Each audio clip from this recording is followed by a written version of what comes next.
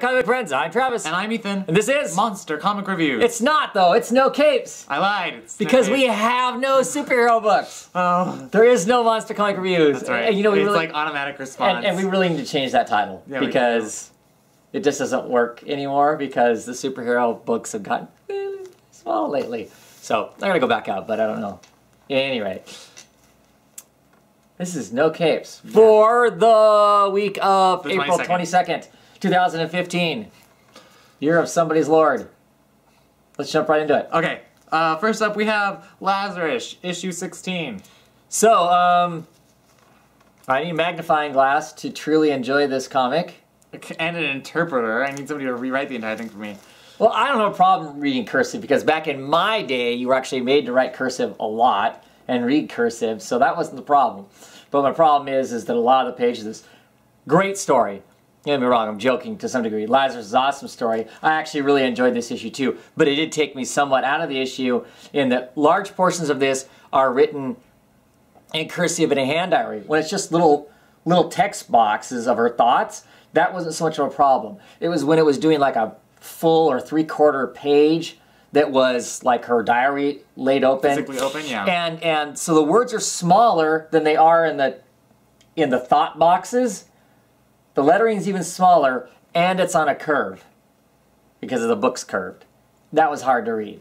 So it made it really hard to read all of her thoughts about why, you know, she's in the position that she's in and stuff, which I think is really interesting. I mean, the whole idea of the nuns and the fact that they go all over the place and somehow they've made, you know, she's a mole. They don't really even explain here why she's the mole. I'm curious about that as to how she got herself wrapped into Forever's family and the Carlyles and being a mole. Then it makes me think, after I was done reading it, how do you know some of these other nuns, you know, because she mentions it, how do you know they aren't moles too? How do you know they're not moles for one of the other families? How do you know some other families have gone, you know, hey, it would be really cool to get these Catholic nuns, one of them on our side, because then we could do all kinds of crazy stuff.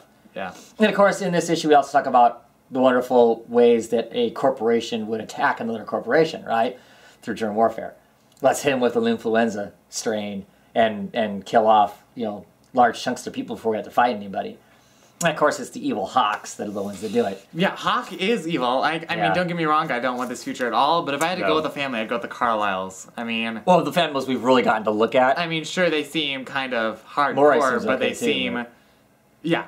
I mean, I don't know. They seem to have a code that they follow straight up. I mean, it may not be... It's not even morals. They just have a law that is laid down and they follow that. Sure. So they seem fair. I mean, if anything, I don't know. It's horrible we're calling them fair when 99.9% of the population is referred to as waste. Yeah. Fish it's close enough. But the Hawk, them being kind of a cult, really, yeah, you know, they're constantly on med. Everybody who lives in their country is constantly on a constant stream of meds. You know, take your black pills, take your yellow pills, take your blue, take your red for whatever they got going on and stuff. That's all. Not about that life. Yeah. No. Bad time.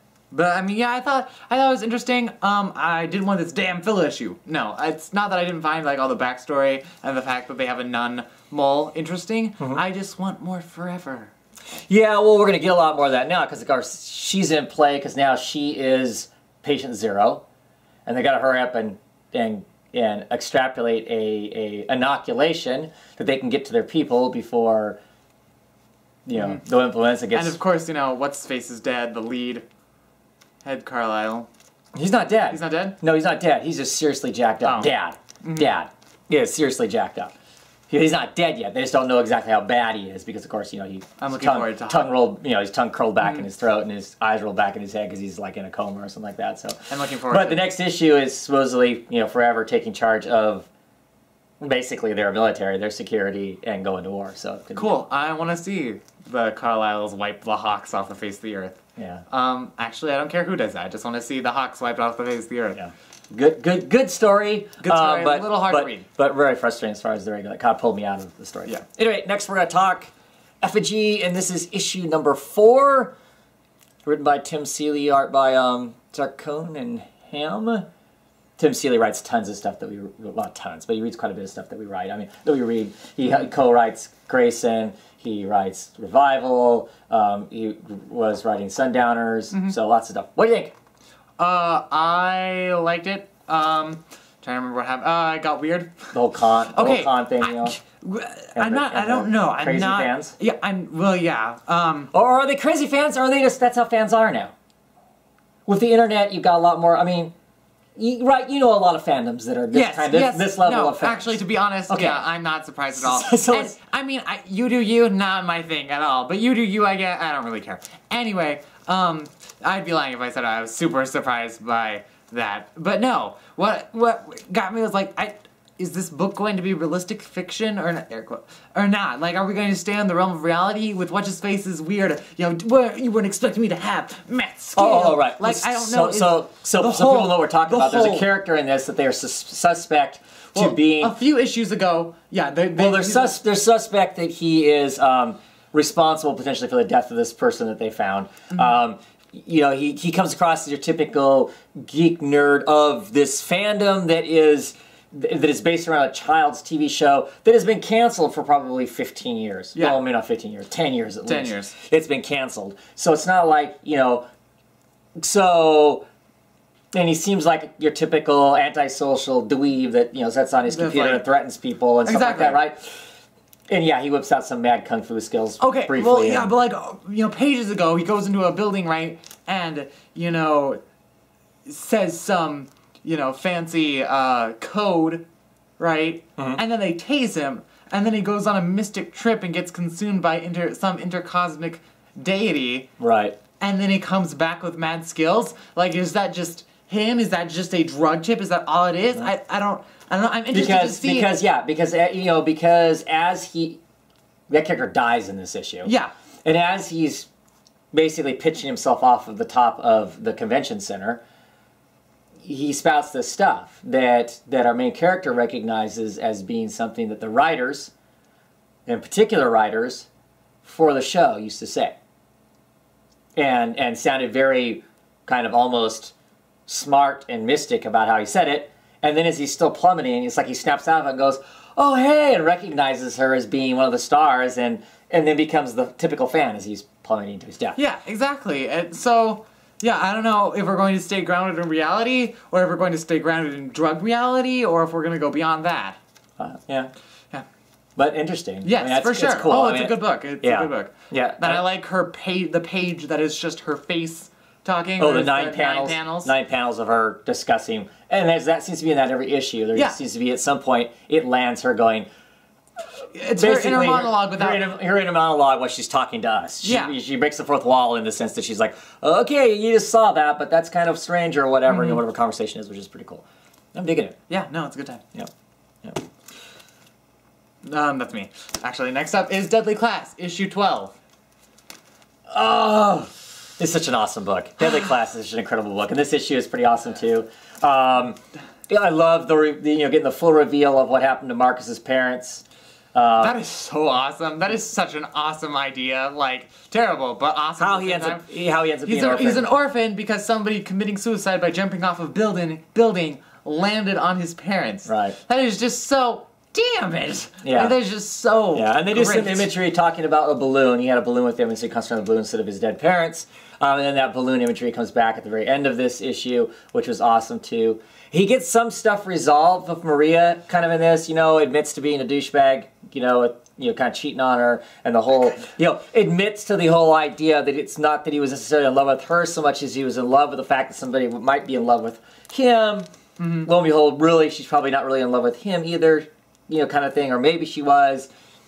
She's past that now, supposedly. Of course, they're being hunted down by this cartel of absolutely crazy people. There's wonderful scenes of this awesome biker racing through the city trying to take him out, and they got a big old flail. Chico could never live up to his older brother. Oh crap! It's okay. We won't die as long as they don't release Chico's older brother. Right. Oh crap.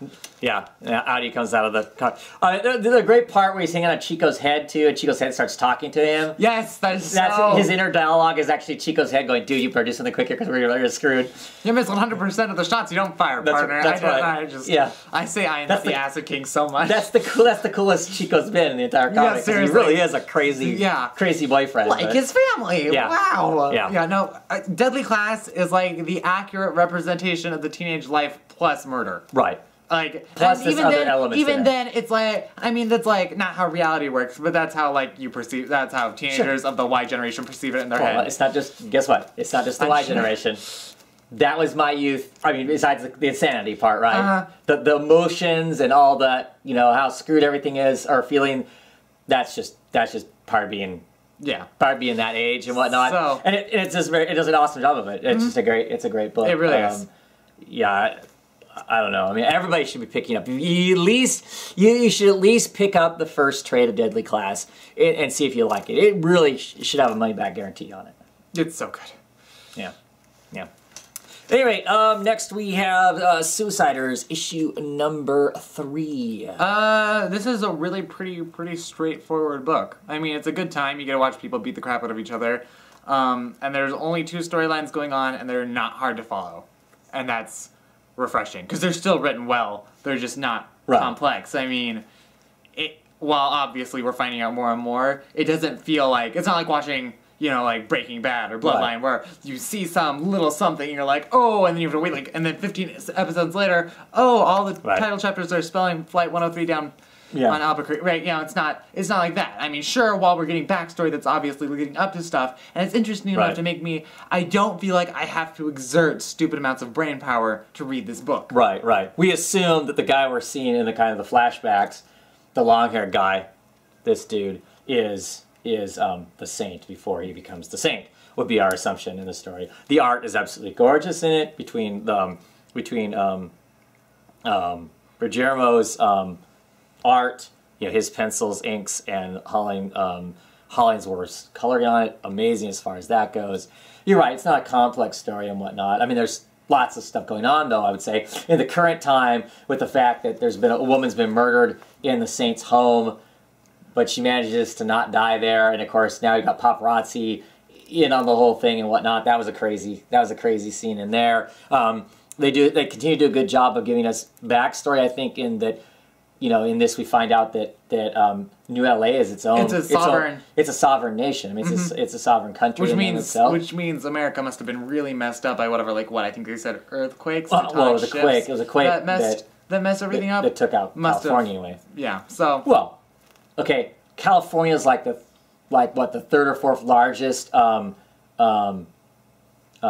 economy, I think, in the world, or it was at some point. So clearly, if that falls into the ocean, that'd be a pretty serious hit on the United States.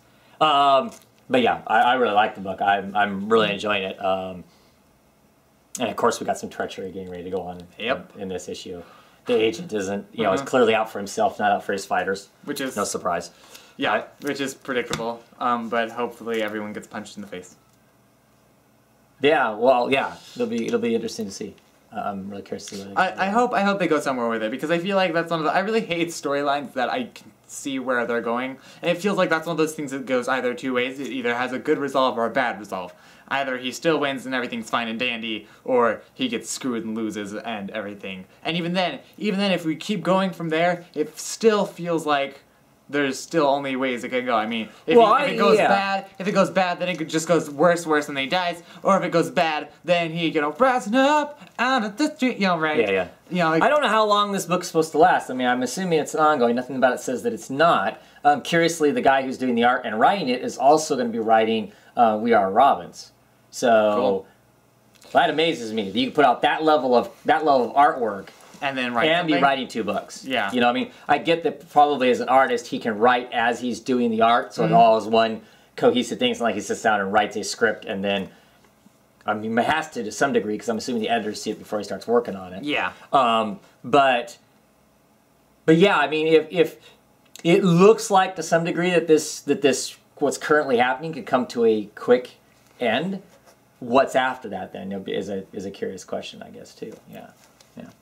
Hey. No, not really. Okay, what's next? Next up is The Life After, issue 9.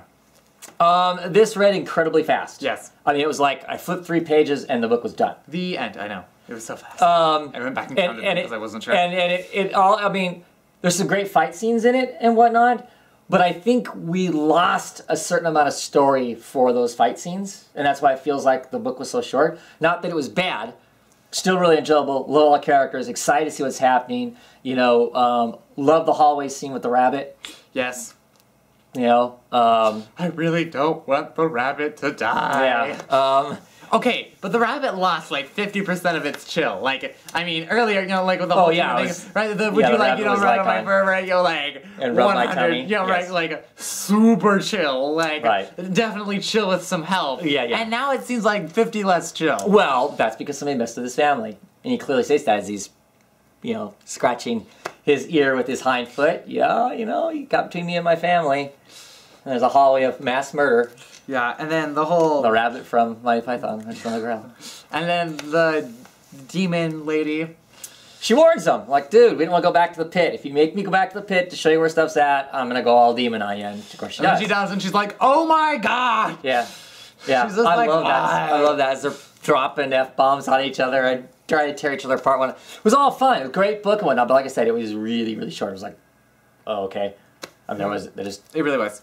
But I don't think that was a bad thing. I don't expect a book to have fight scenes well, yeah, I don't think it's reasonable to expect a book to have fight scenes and, you know, still keep its same amount of story unless you're cramming tons of story everywhere. Or, I mean, if you manage to do that, that's cool. That's not a standard I have. Like, you're going above the bar if you do that, and that's great. Like, if you can do that, do that. But if you drop some story because you're having people punch people, I don't expect somebody to be having, like, you know, Hamlet-level conundrums while being in a fist fight. Sure, sure. It's a great book, though. Yes. The Life After is just a lot of fun. I did not realize that this guy wrote Bunker. Yeah. It's compelling. The story's compelling and interesting and funny as hell at the same time. You know, so. This is the only book that I've ever laughed in that, like, also has child murder. So, yeah, I think it's torn up in this. I guess it does, right? A few of them have gotten messed up. But clearly he's not a human. I mean, he must be a something or other because he's all blue inky and whatnot as the demon chews on his body. Fine. It's fine then. No big deal. Okay. It's not real child murder. At any rate, we're going to talk Curve Stomp, issue 3 of 4. Oh, thank God. The next issue is the last issue. Ooh. The colors are cool. That's it. That's all that's cool. That's the only thing that's cool. As I continue to say about this book, basically, for me, I like the color, and it seems like there's like one block of text somewhere in each one of these issues that reads like a piece of poetry or great literature. Yeah. And then it's surrounded by... terribleness, yeah. It's surrounded by, if we were trying to be the movie The Warriors, which of course you don't know. Nope. From 1977 or something like that. Oh, is that the one with the gangs? Yes. Okay. And the clacking of the bottles, Warriors come to play. Which is a bad movie. Don't get me wrong, it's a bad movie, but it's one of those classic, it's a bad movie, so that makes it awesome. This doesn't capture any of that. You know, it takes itself seriously in the wrong way, for me. Whereas, I'm sure when they put out that Warriors movie, they thought it was all serious and whatnot, whereas all of us watch it now as kind of it's a genre piece and of that thing, and you just kind of laugh because of what it is. Yeah, no. I don't like the story. I don't like the art. Like, the art looks like, you know, it's no secret that I dislike Cloonan's writing. And it's like, if Cloonan was a writer instead and then became an artist, it's like, I don't know. It reminds me, like, especially the way they draw hair reminds me of that, and I don't like it. It's not good. I don't think the writing is that interesting either. No. I'm excited for it to be over. No. Speaking of books that are less than wonderful, Drones, issue 1, which the cover probably should have been indicative of how great... Well, I wasn't sure. Okay, so here's my thing. The reason I picked the book up is because I am curious about stories that have to do with drone pilots that are actually part of the U.S. military that are going and wiping people out in other countries. So basically they're sitting back here watching video screens and using joysticks and murdering people and whatnot. So I'm curious over that, so that's the reason I picked it up, was because I thought, okay, that might be interesting. Despite the silly cover, I was going to get it anyway to see what the story was going to be about and whatnot. I'm not sure what the story's about. I mean, there's some drone pilots and one of them gets kidnapped. They go to nuke, they go to drop some Hellfire missiles on a top Al-Qaeda person in Afghanistan. At the last second when he's about to get blown up, he disappears. I don't know, some women are in his place kind of a thing. This image, at least what the pilot sees, and they're kind of, weird. they're hanging out in Vegas because the main center for a lot of these drone flights, the pilots are in a base just outside of Las Vegas. They're going to Las Vegas just to kind of hang out and screw off and fly around a private drone that they have, and they see this guy that they were supposedly supposed to have killed. They see him wandering the streets of Las Vegas. They go to chase after him. The one person gets abducted, and then we get introduced to a Las Vegas resort hotel that specializes in terrorist abduction, that sort of thing. So maybe it could be interesting. It's not written really well. The art's kind of crazy. I see now, not to, just as a note, not necessarily a criticism and whatnot, it's got the what is that? It's the Comic Experience logo down in one corner of it. This is being produced by people who, there's an online school. I know, like Millie Akers, if you follow her on YouTube, if you don't, you should. She's doing some lettering courses with them. They do courses, online courses for everything, art, writing, the whole 9 yards that comes to making comics, which is awesome. That's great that there's a thing out there to do that. And like I said, no criticism as that goes. But these are people from that, and so maybe that's part of it. Is this is their first thing? They're new, and so it doesn't have quite the put-togetherness that a more professional. So I don't think it's not. I don't think that it lacked professionalism. It just I don't know. Good. It'll be interesting. It's like 4 issues, and I think I've committed to all 4 of them already. So. Yeah. I mean, like with the whole, I'll punch the I'll slap the fascist out of you. Like, there was some stuff in there. The whole being pissed off because people aren't goose stepping right. And the flapjacks. The flapjacks. She calls them flapjack. Yeah, I haven't figured out if they're actually terrorists or are they in Vegas and they just didn't tell us they were in Vegas. I don't know. I don't know. Okay, whatever. There's some confusing parts. Yeah, moving on. Anyway, next up we're going to talk Infinite Loop, issue number 1. I like this book. I like this book. I thought it was interesting. Trying to think. I didn't like the art that much, actually. Really? Well, I like the art up until the girl was introduced. She looked weird, right? Can I just? Oh, at the very end. Yeah. So of course the cover is not our artist. The cover is whoever did the cover. Stephanie. I mean, cause Stephanie Hans does the cover, but so yeah, here's our kind of stylized. I don't know, pulpy. I like her perky nose and her funky hair. Right. What you have an issue with? Like the end with her really weird looking eyes. Says the boy who reads manga. I don't read that kind of manga.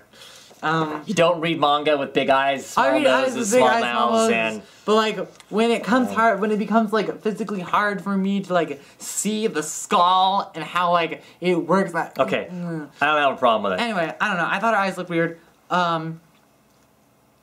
I was fine with it. I liked it. I thought it was interesting. The whole fighting the T-Rex, the charts. I'm a sucker for charts. The flow chart. Flow charts are my ultimate weakness. So, I mean, the fact that there was a flow chart about it, fighting a dinosaurs and using a Roman throne as a hoverboard, good enough for me. I thought it was interesting. Right.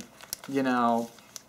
Yeah, what I like about it is of course it's guys under kind of sci-fi, but the reality is basically we've got this female character who we're set in like the 31st century or something like that, sometime in the far-flung future, because clearly they can manipulate time without any problems. Her job is to take care of anomalies in time. That's what her job is, and the anomalies are getting worse.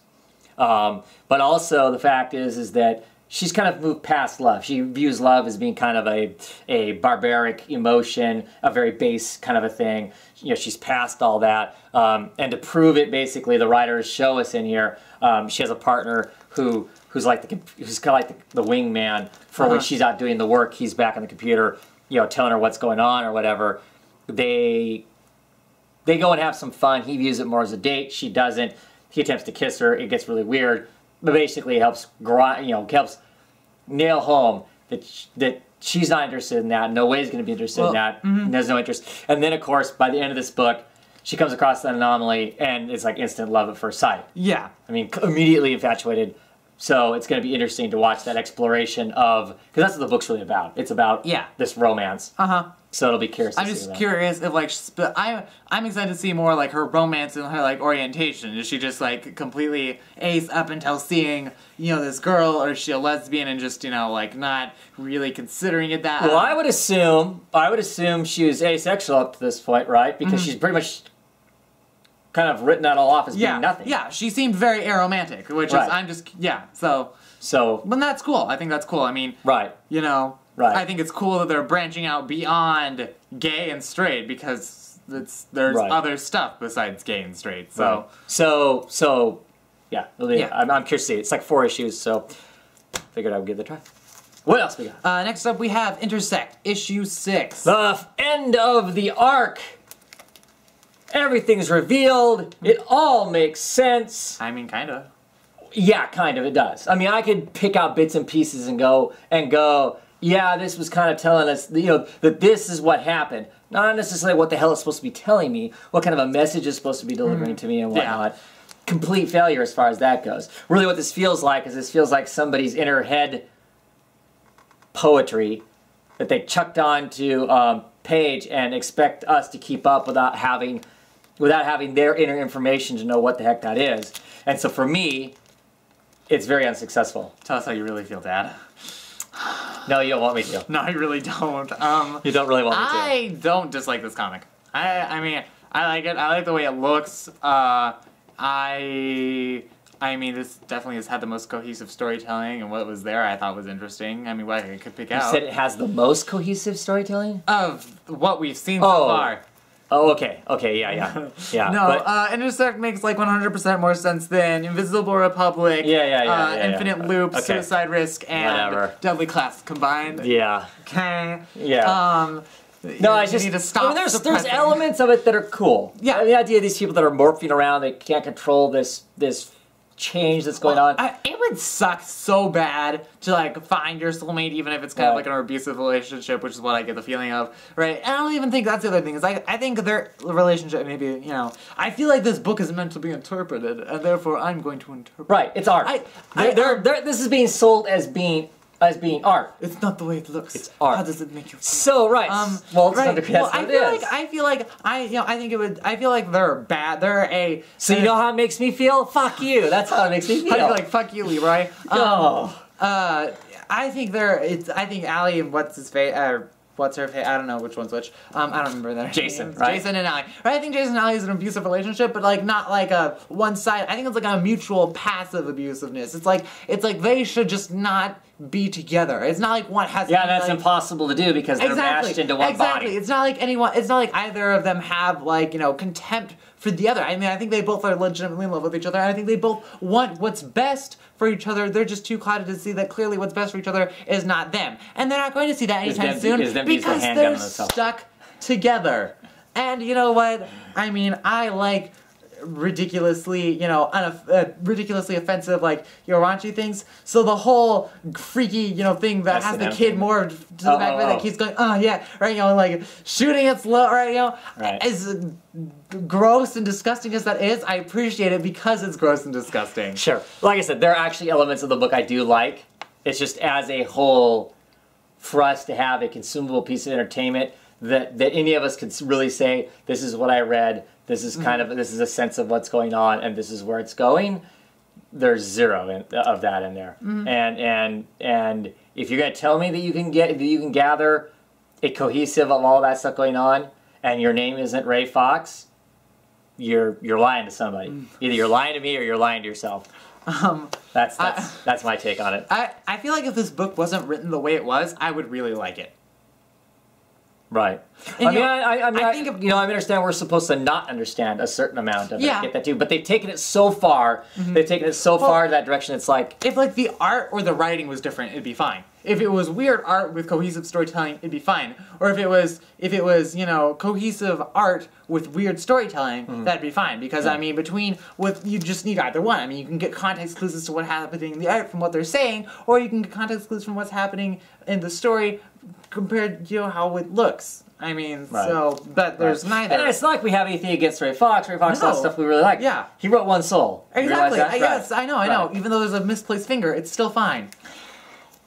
Okay. There's a guy that has 2 left hands. It's Yes. weird. Yes. You don't coddle your wife with 2 left hands when you just had 2 right, when you just have a right and a left. I mean, it's weird. You can't. No wonder she died of the plague. You can. I mean, but I guess it's not something I'd appreciate. Anyway, but yeah, no. So he's done stuff that I It's like. a hint of the story that was to come. Oh, yeah. Because there's clearly It's pictures just in there with people with 2 left hands. Yeah. Anyway, let's move away from that book. Okay. So next we're going to talk Frankenstein. Frankenstein Underground, issue number 2. He fights a giant nautilus, so that's cool. Is that what it is? Oh, it was a cuttlefish. No, it's not a cuttlefish. Because it's got a shell? Yeah. So it's because it's got a shell, it's not a cuttlefish.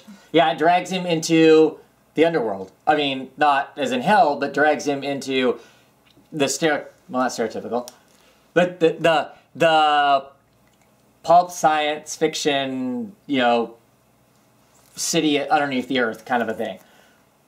It's a simple story. It's a simple story. Mike Mignola writes a simple story, right? Mm-hmm. It's a simple story. It sucks to be Frankenstein. The end. It looked cool though. It is. It is cool. Ben Steinbeck, right? It draws us some awesome art, and of course Dave Stewart doing colors. So I'm just saying, but it's doesn't not necessarily have to be Frankenstein Underground. It could just be Frankenstein has a bad day. Like, it's good. It's good. Yeah. It's a good time. The art's nice. Yeah, anything you want to say about it? No, not really. He fights a giant nautilus. That's cool. He doesn't really fight it. It wraps around and drags him like, oh crap! around Yeah, for a long time. And then something attacks it, and a bunch of lobsters smashes it because there's always something bigger in the sea to eat whatever else is there. I do like giant sea monsters, so that was cool. Yeah. That's what I pictured the life. Sure. What's next? Okay, next up is The Invisible Republic, issue 2. I love this book. Yeah? That was fast. Yeah. I loved it from issue 1. Ooh, hype train. That's right. Everybody get on this book because I own a piece of art from the issue 1, so I need to sell a lot so the art goes up in price. That's what this is all really about. No, not regardless of that. I really like the story. I love already the complexity of some of these characters and whatnot. Our character Arthur, how far is he willing to take it? The person with the story is the diary that the story is being told through. I mean, I love her already starting to question, well, the guy we used to work for had a accident, and now I'm beginning to wonder if it really was an accident, or if Arthur got a hold of him and helped him have an accident. There's all that aspect of it that I thought was really interesting. Plus, in the current timeline, our reporter, I love the fact that this world, even though it's set in the future, is still very backwards in that they have, records are all on paper, so he's got to go through all this process of bureaucracy trying to get through and show those papers. And then there's a group of people that want him to stop. And who is that group of people, and who are they attached to? I mean, like throw him out of a skyscraper, stop. Well, part of me was interested. Also, I was kind of like, because I don't know, I really like the contrast of the first issue at first. I didn't think the book has gone long enough for me to be into it, to be reasonably into it as much as you are. You're definitely on the hype train, I think. Personally, I just don't think it's gone long enough to have enough out there to be like, oh my god, but don't get me wrong, I really do like it. I think it's great. But I like the contrast that the actionless compared to the action. I mean, the last book, sure. right, Arthur and What's-Her-Face beat up a bunch of soldiers and feed them to, murder piranhas, And then the other guy wanders around and gets told fuck you by people as he asks them about the reign of a dictator that just ended. Sure. So I thought, that'd be interesting. So while I'm interested to see, who all is messing with the reporter, I'm still kind of bummed that we weren't going to get this, just the dealing with the bureaucracy, uncovering the mystery, But I'm assuming he's poking into a bureaucracy that clearly does not want to be exposed. Even if the dictator is... We don't know what's happened to him. Is he dead? Is he in prison? We just know it's over. I got the feeling that he was dead, but I guess it couldn't be. But usually there's a dictator, there's a whole bunch of people below him. And maybe those people that are below him want this all shut down and shut up. Maybe she wants it all shut down and shut up. Yeah. I like Arthur. I mean, I appreciate his willing to do what he has to do. I appreciate that he goes, to the full measure with things. He does things and they're done. The fact that he kills the soldiers, right, and then feeds them their corpses to the fish. Right. That's hardcore, but that's what I would do. If you're going to kill someone, right, well, clearly you need to cover it up because exactly, it's the army. You need to cover it up, then cover it up. Don't kill someone and be like, like if you're gonna turn yourself in, then that's fine, I guess. Turn yourself in. But if you're gonna like commit a murder, right? Do it right, okay? You know. So, yeah, and then the whole I just really appreciate the seriously. You didn't look on his face when the officer is on the thing and identifies. That she didn't finish him off. Yeah. Yeah, I find it, you know, amusing. She identifies Arthur, but not Riveria. Which is crazy because Riveria,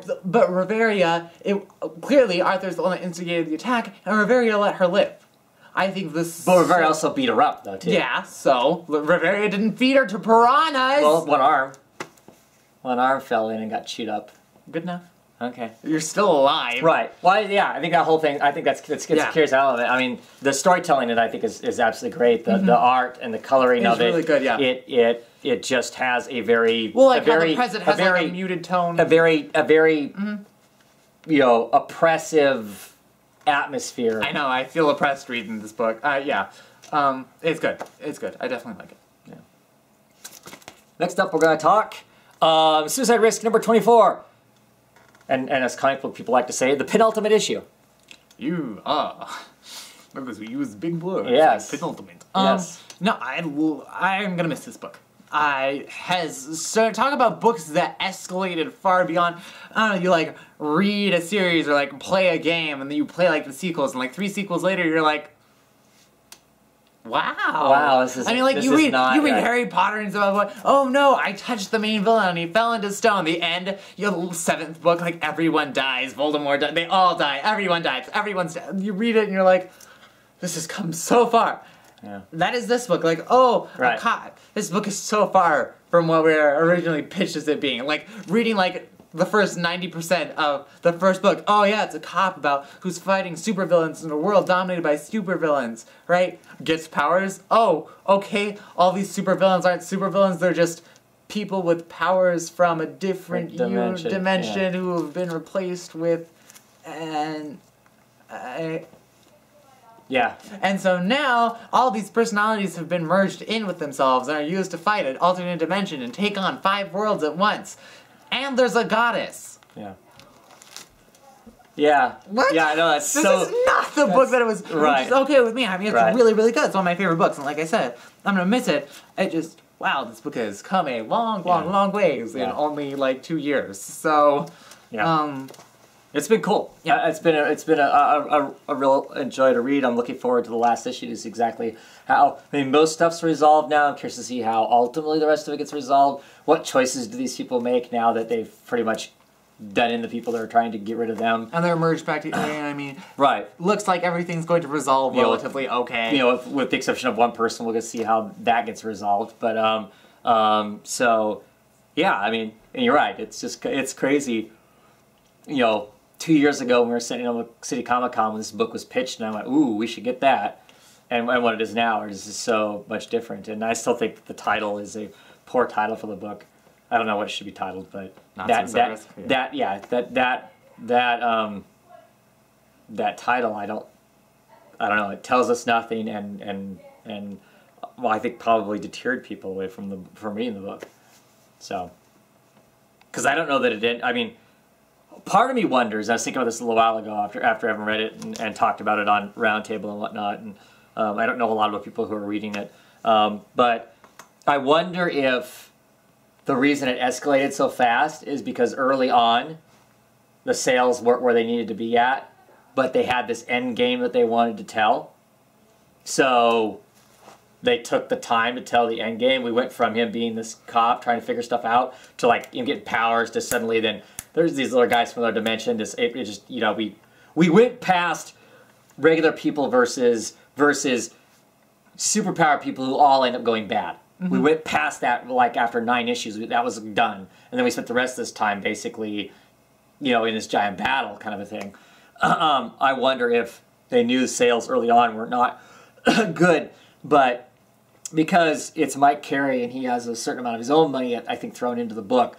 He finished it out and finished the final product. Which is okay. They did a good job with it. I didn't feel like, I mean, while things escalated quickly, it didn't feel rushed. Right, but I just wonder if there was a lot more story in there that they had originally planned on telling, you know, because I know a lot of these independent books, they know they have a beginning, they know they have an end, and then it's kind of like, well, depending on what How long do you depending on what our take? sales like, depending on what our sales like, dictates How long do you gotta go? what all in between we're gonna tell, Yeah. what the final points are. But Yeah, no, it's good. There's something. Oh, you know, it must suck. I was thinking about this actually. It must suck to be one of the people who dies before the conversion. Endgame.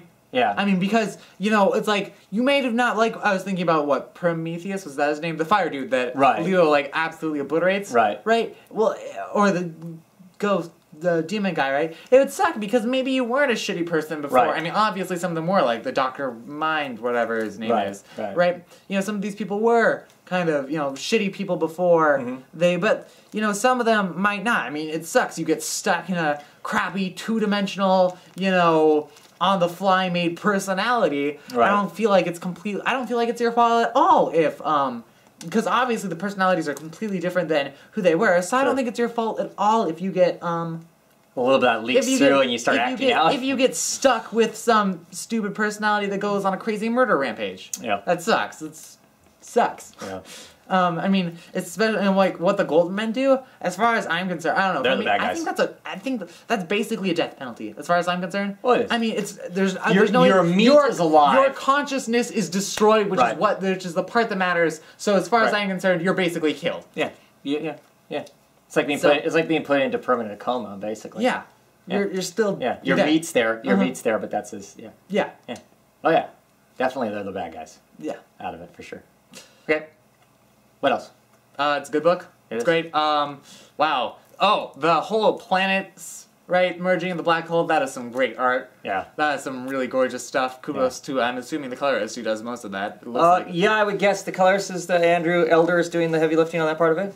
Yeah, I would Yeah. guess. Yeah, cool stuff. What's our last book? finally is Mr. X, issue Steve 3 of Myers, 4. Mr. X. You know, I like this book. I like the concept of the book, the idea of the city that's built on psycho architecture and Basically Gotham. and then it got built wrong, so it's kind of thrown it off and whatnot. You got these mystery architects and all of that stuff. I enjoyed that, and I enjoyed the idea of the stories and the characters in it more than lots of times I do enjoy the actual delivery of it. Yep.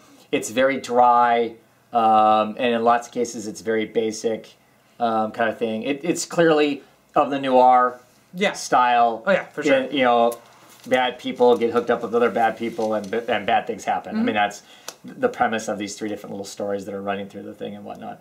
So I enjoy the concept of it more so than the delivery. I won't miss it when it's gone.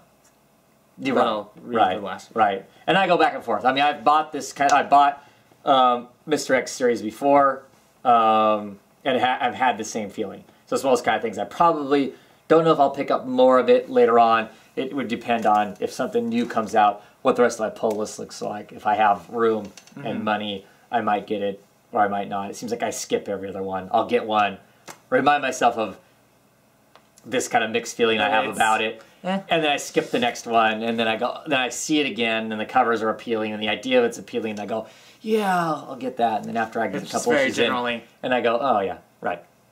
Yeah. But anyway, pretty awesome week worth of books. This is I think this is our best week. I mean, my favorite book isn't in this week, but it's a compilation of such good books that Right. And the only books that I don't like, I'm pretty sure are all they're all temporary. I mean, yeah, I'm done. I'm dropping most. Drones is a miniseries. Mr. X. Yeah. The Kitchen. So yeah. The Kitchen's not in this one.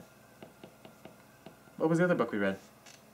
Not The Kitchen. Sorry. You mean Yeah, the other gang one. Sorry, they kind of blur together. No, they're completely different. Curb Stomp. Curb Stomp and Kitchen are different. They both have gangs. I mean, the different types, like the 2 types of gangs, but still. There's a lot more going on in one than the other. Well, anyway, one of them is significantly better, but no. So yeah, good week. Thanks for watching if you watched, and we'll see you next week or something. Bye.